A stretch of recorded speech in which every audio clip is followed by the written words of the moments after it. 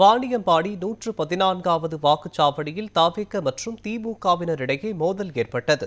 இதுகுறித்த கூடுதல் விவரங்களை நமது செய்தியாளர் சீனிவாசன் வழங்க கேட்கலாம்.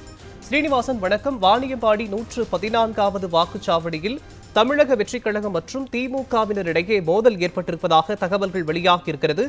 எதனால் இந்த மோதல் ஏற்பட்டது? இது குறித்து காவல்துறை அதிகாரிகள் என்ன தெரிவிக்கிறார்கள்? பற்றிய விவரங்கள் என்ன, சொல்லுங்க. நிச்சயமாக மோகன், திருப்பத்தூர் மாவட்டம் வாணியம்பாடி அரசு மருத்துவமனை அமைந்துள்ள சாலையில் அதாவது இஸ்லாமிய பெண்கள் மேல்நிலைப் பள்ளி இயங்கி வருது. அங்கு 114 என்ற எண் கொண்ட வாக்குச்சாவடி அமைக்கப்பட்டு அங்கு வாக்குப்பதிவானது நடைபெற்றுக் கொண்டிருந்தது. இந்த நிலையில் அங்கு திமுகவினர் மற்றும் தவிகவினர் என உள்ளே சென்றதாக கூறப்படுகிறது.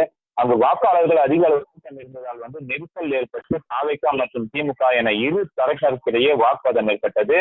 இதைத் தொடர்ந்து வாக்குவாதமுற்றி இரு தரப்பினருக்கு வாக்குவாதமுற்றி மோதல் ஏற்பட்டது.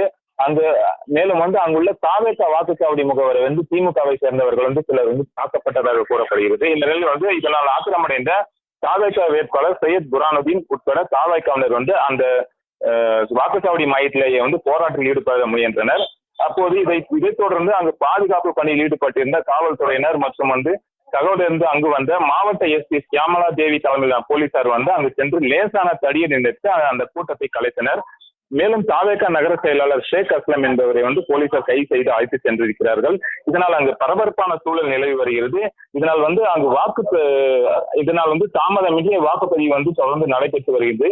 இருப்பினும் அங்கு பதற்றமான சூழல் நிலவி வருவதால் பாதுகாப்பு பணிக்காக போலீசார் அதிக அளவில் கூட்டப்பட்டு பாதுகாப்பு பணியில் ஈடுபட்டு வருகிறார்கள். மோகன்,